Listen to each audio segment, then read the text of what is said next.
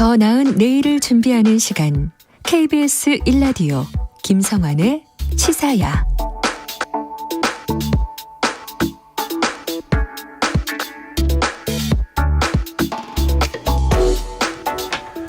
어제 새벽 튀르키예에서 규모 7.8의 강진이 발생했습니다.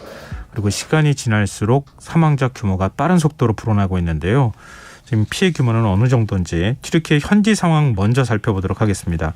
박정환 통신원 연결돼 있습니다. 통신원님 안녕하세요.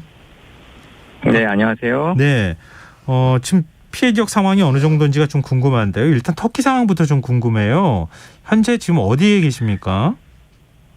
네, 저는 이스탄불에 살고 있고요. 예. 혹시 가까운 분들 중에 피해 입으신 분들은 없으세요? 네, 그 가까운 사람들 중에 그 하타이에 살고 있는 분들도 있고요. 예. 그리고 이번에 지진 난 지역이 굉장히 넓은 지역이어서 아는 지인들의 친족, 가족들이 다 이렇게 많이 모여 있는 경우가 많습니다. 네. 그래서 간접적인 피해를 많이 받았고요. 그렇군요. 아마 튀르키예 국민들 충격이 대단히 클 것 같은데요. 지금 피해가 어느 정도로 심각한 상황입니까? 이 넓은 지역에 걸쳐서 그 지진이 났기 때문에 그리고 경제적으로 좀 낙후된 지역이 많습니다. 예. 그래서 지금 도로나 이런 부분들이 많이 막혀 있어서 구조나 그 탈출하기도 좀 쉽지 않은 걸로 저희 전해 듣고 있습니다. 지금 악천후로 특히 이제 추위가 걱정이라는 얘기를 많이 하고 있는데요. 현재 기상 상황은 어떻습니까? 네, 사실 지진이 오기 전 주말부터 이번 주간 기상 악화가 될 것을 예고하고 있었습니다. 그래서 국제 비행기 운항도 취소될 거라는 얘기가 돌고 있었고요. 눈이 많이 올 것을 대비해서 이스탄불을 비롯한 여러 곳에서 대비를 하고 있었습니다. 그래서 이번 지진은 엎친 데 덮친 격으로 더 힘든 것 같습니다. 지진 피해 지역 중 하나인 가지안텝과 아다나를 연결하는 고속도로가 끊겨서 더 접근하기 어렵습니다. 지금 2000년 된 유적지도 손상이 됐다는 보도가 있던데요. 좀 어느 정도입니까? 예, 제 지인이 보내준 사진을 보면 예. 유적지뿐만 아니라 마을 건물들이 무너져서 자동차가 접근하기도 힘들어서 구조가 어렵다고 합니다. 이제 지진이 잦은 나라이기 때문에 국민들이 대피 훈련도 많이 받는다고 하던데 이번에 이렇게 피해가 큰 건 새벽에 지진이 발생해서입니까? 네, 이번 지진은 튀르키예에서 경제적으로 낙후된 지역에 집중적으로 발생했습니다. 그래서 이스탄불 같은 경우는 99년도에 지진이 났었고 그로 인해 새로운 건물마다 내진 설계가 필수지만 이번에 지진이 난 지역은 경제적으로 낙후된 오래된 건물들이 많은 지역이라 그에 대한 준비가 상대적으로 안 되어 있었다고 봅니다. 그래서 더 피해가 많은 것 같습니다. 지금 여진도 계속되고 있다면서요? 네. 네. 이스탄불 사는 사람들 중 상당수가 일가 친척 가족이 이번에 지진이 난 곳에 살고 있어서 예. 굉장히 분위기가 침체되어 있고요. 네, 그래서 다 걱정과 그다음에 튀르키예 대통령은 이번 주 튀르키예 국가 애도 기간으로 선포하고 조기를 개항하기로 했습니다. 네, 지금 튀르키예에 계신 한인분들은 어떻습니까? 좀 피해가 혹시 알려진 게 있습니까? 현지에서? 네, 튀르키예에 있는 많은 한국 분들은 이스탄불, 앙카라에서 살고 있어서 상대적으로 많은 수의 분들이 피해를 보지는 않았습니다. 그러나 튀르키예에 살고 있어서 직간접적으로 알고 있는 튀르키예 친구들이 많은 피해를 보고 있다는 소식을 듣고 있으니 마음이 무겁습니다. 어떻게 도와줄 수 있을지 한인을 중심으로 의견을 모으는 것으로 알고 있습니다. 네, 더 추가 피해가 없었으면 좋겠고요. 지금 국내에서도 튀르키예를 좀 도와야 되지 않겠느냐 이런 여론도 만들어지고 있는 상황인데요. 빨리 좀 복구가 됐으면 좋겠습니다. 오늘 말씀 고맙습니다. 네, 감사합니다. 네, 지금까지 박정환 튀르키예 통신원이었습니다.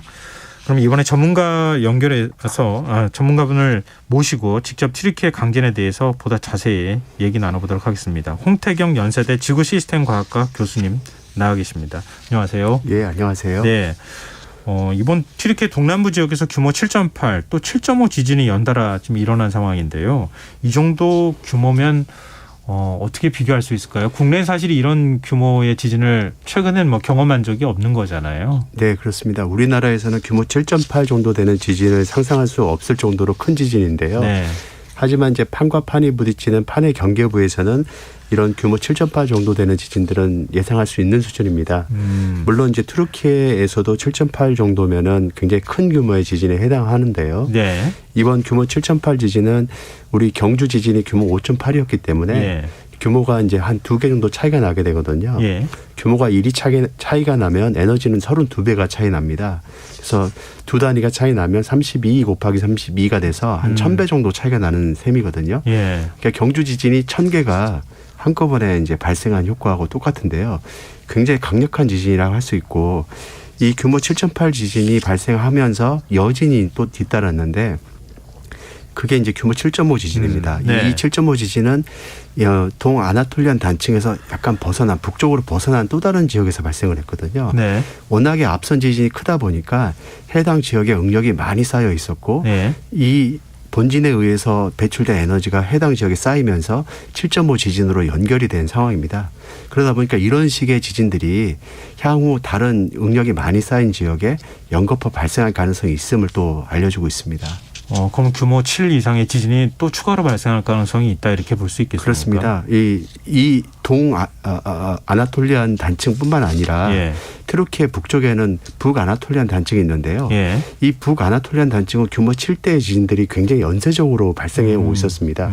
1900년대 초반부터 1900년대 후반까지 동에서부터 서로 연쇄적으로 지금 발생해 오고 있고 지금 마지막으로 이스탄불 바로 앞에서 멈춘 상태거든요. 예. 그러다 보니까 이스탄불에서 또 다른 큰 지진이 예상되고 있는 상황이기도 하고요. 근데 이 아나톨리안 단층 같은 경우에는 그간의 지진이 많지는 않았습니다. 네. 물론 물론 규모 4점대 지진이나 6점대 지진이 있었지만 이 규모 7점대 지진이 이번에 발생하면서 아까 7.5 지진이 발생하듯이 그렇게 연거푸 또 다른 지진들이 동아나톨리안 단층에서도 발생할 수 있기 때문에 해당 지역에 대한 우려는 더 커진다고 할 수 있습니다. 지금 이게 동아나톨리아 그 단층이라고 말씀하셨는데 지금 판과 판 사이가 지금 충돌하는 지역이라고 얘기를 하고 있더라고요. 네. 그쪽에 판 구조가 어떻게 되어 있는 겁니까? 네, 굉장히 복잡한 지역인데요. 네. 이 튀르키예 지역을 사이에 두고 튀르키예 지역은 아나톨리안 판이라고 하는 판이 있습니다. 네. 이걸 둘러싸고 아프리카 판, 아라비아 판, 유라시아 판이라고 하는 세 개 판이 튀르키예가 있는 아나톨리안 판을 이렇게 밀어붙이고 있거든요. 예. 그러면서 만들어진 게 북아나톨리안 단층, 그다음에 동아나톨리안 단층이 있는데 이 북아나톨리안 단층은 튀르키예 북쪽에 위치하면서 동서방향으로 길게 발달해 있고 흑해 바로 아래쪽에 있습니다. 동아나톨리안 단층은 시리아하고 튀르키예의 사이 접경지 이 국경을 따라서 길게 발달하고 있는데요. 네. 이게 바로 동아나톨리안 단층이 되겠고 두 지역에서는 지진이 굉장히 빈발해 오고 있던 상황이었습니다. 말씀 듣다 보니까 더 걱정이 되는데요. 일종의 도미노식으로 네. 이렇게 치고 이런 네, 방식처럼 계속 추가적인 지진이 발생할 가능성이 있다. 네. 주변 국가들이 지금 바짝 긴장하고 있지 않을까 이런 생각이 드는데요. 그런데 규모가 같은 지진이라 하더라도 피해가 다 같은 건 아니잖아요. 그렇습니다. 그러니까 이번 지진 피해가 유독 큰 이유는 뭐라고 볼 수 있을까요? 지진 피해를 결정하는 요소는 크게 세 가지가 있는데요. 네. 당연히 지진 규모가 크면 클수록 지진 피해가 커질 수 있습니다. 그뿐만 아니라 진원의 깊이가 얕을수록 지진 피해가 커질 수 있는데요. 네. 지진 규모가 크더라도 깊은 곳에서 발생하게 되면 지표까지 에너지가 도달하는 과정에서 기하급수적으로 에너지가 감소하기 때문에 그 효과가 매우 반감하게 되거든요. 네. 근데 이번 지진 같은 경우에는 깊이가 18km로서 비교적 판의 경계부에서 발생하는 지진 가운데서는 굉장히 얕은 깊이입니다. 그러니까 에너지가 많이 소실되지 않은 상태로 지표에 도달하게 되고요. 그다음에 마지막으로 중요한 요소는 지진과 이 도시와 인접성입니다. 아무리 큰 지진이고 얕은 곳에서 발생하더라도 근처에 도시가 없으면 피해가 크게 연결돼야 안 되는데 네. 여기는 그 가지안테프 같은 지역이 바로 옆에 인접해 있는 도시거든요. 네. 그러다 보니까 인구 밀도가 높은 도시에 바로 즉각적인 큰 효과를 미치게 되기 때문에 큰 피해로 연결되게 된 거죠. 네. 이거 하나만 좀 여쭤볼게요. 인구 1,800만 명이 사는 이스탄불 일대에서도 지진이 날 수 있다. 이런 관측이 튀르키예 내부에서도 나오고 있다고 하는데 가능성 어느 정도 보십니까? 네, 아주 높다고 할 수 있는데요. 아주 높다고요? 예, 앞서서 말씀드린 것처럼 북아나톨리안 단층의 서쪽 끝자락에 이스탄불이 존재하고 있습니다. 네. 지금 그 연쇄적으로 북아나톨리안 단층은 1900년대 초부터 동쪽 끝에서부터 차례차례 지진이 발생해 오고 있고요. 예. 그 지진에 의해서 뒤따른 지진이 2, 3년, 뭐 길게는 한 10여 년 만에 다시 발생을 하면서 서쪽 가장자리까지 도달했는데 그게 바로 이스탄불 앞입니다. 그러다 보니까 이곳에서 또 다른 지진이 이제 발생하게 된다면 바로 이스탄불과 인접하기 때문에 굉장히 큰 피해로 연결될 공산이 크고요. 이스탄불은 인구 밀도도 높을 뿐만 아니라 굉장히 그 많은 인구가 살고 있기 때문에 한 번의 피해로, 한 번의 지진으로 큰 피해로 연결될 수 있는 우려가 있습니다. 네. 그리고 지난해부터 최근까지 환태평양 조산대 불의 고리에 속하는 나라에서 지진이 계속되고 있다. 이런 소식이 계속 들려오고 있거든요. 그러니까 불의 고리의 움직임 이거 어떻게 봐야 됩니까? 사실 불의 고리에서 지진이 발생하는 거는 짧은 기간만 놓고 보면은 증가하는 패턴을 보이거나 감소하는 패턴을 보이거나 하기도 합니다. 하지만 전체적으로 보자면은 환태평양 지진대에서 발생하는 지진 횟수는 뭐 크게 변화가 없는 것이 이제 정설이라고 보고 있고요. 다만 동일본 대지진 같이 큰 지진이 한번 발생하게 되면 예. 그 지진의 여파로 연쇄적으로 또 다른 규모 7이나 8 정도 되는 지진이 뒤따라오는 효과들이 있습니다. 동일본 대지진과 그 인근의 그 기간 동안에 규모 9점대나 8점대 후반 지진들이 많이 나서 한동안 지진 발생 빈도가 굉장히 높았었거든요. 네. 근데 최근 들어서는 매우 안정적으로 돌아가고 있는 상황입니다. 하지만 이 지역이 워낙에 판의 경계부이기 때문에 언제든지 규모 7, 8, 뭐 심지어는 9까지도 예상되는 그런 상황이라 할 수 있습니다. 그렇군요. 네. 튀르키예 강진범에서 우리는 괜찮을까 이렇게 걱정하시는 분들이 많아요. 뭐 우리도 규모 5 이상의 지진을 또 경험하기도 했기 때문에 한반도에 대지진이 올 가능성 교수님께서는 어떻게 보십니까? 예, 사실은 경주 지진 나기 전까지만 하더라도 예. 우리나라에서는 큰 지진이 발생할 확률이 매우 낮다라는 일반인들의 생각도 많았고 학자들 예. 가운데도 그런 얘기가 있었습니다. 그런데 우리나라는 이제 조선왕조실록 같은 걸 보면요.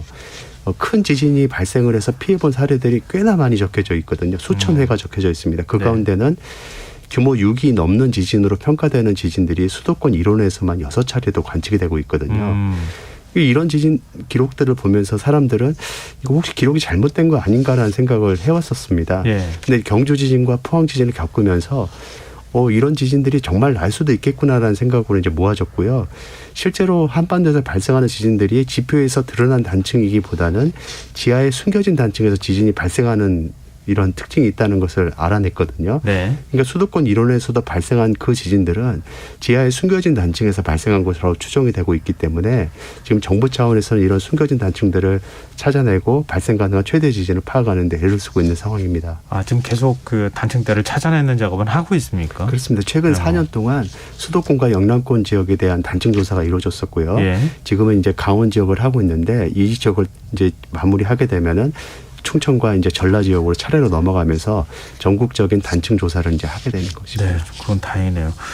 근데 우리도 이제 지진 대비를 해야 되는 상황이긴 한데요. 일단 지금 튀르키예에서 발생한 것처럼 규모 7.0 이상의 지진이 만약에 수도권에 발생하면 어떤 일이 벌어질까? 사실 상상하기도 싫은 시나리오이긴 한데요. 우리도 굉장히 큰 피해가 발생할 수 있겠죠? 네, 그렇습니다. 2010년도 IT 지진이 규모가 7.0이었습니다. 당시 30만 명이 사망을 했는데요. 물론 IT는 내진 성능도 굉장히 안 된 낡은 건물들이 많고 이 태풍에 의한 피해를 위해서 무거운 그 짐을 이 지붕에 덮어놓으면서 오히려 더 지진에 취약한 구조였기 때문에 지진 피해가 커졌지만요. 예. 우리 한반도의 수도권 같은 경우에는 인구 밀도가 매우 높은 곳이기 때문에 네. 규모 규모 7.0만 되더라도 그 피해는 어마어마하게 커질 거라고 예상이 되고 있습니다. 또한 최근 연구 결과에 의하면은 수도 서울에서 발생하는 규모 5.8 지진만 하더라도 수도권 일원에서 진도 8에 이르는 큰 지진동을 일으킬 수 있다라는 연구도 나오고 있기 때문에 네. 만약에 발생한다면은 아주 큰 피해와 혼란이 일어날 것이라고 생각이 됩니다.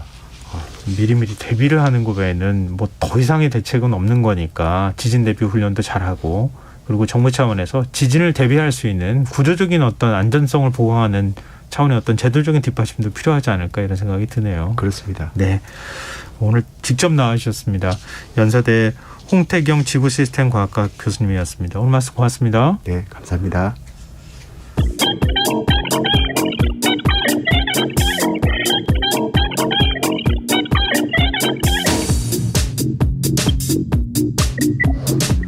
빅데이터로 인터넷에서 화제가 되고 있는 이슈 살펴보는 시간입니다. 이슈 이수다. 빅데이터를 읽어주는 남자 김덕진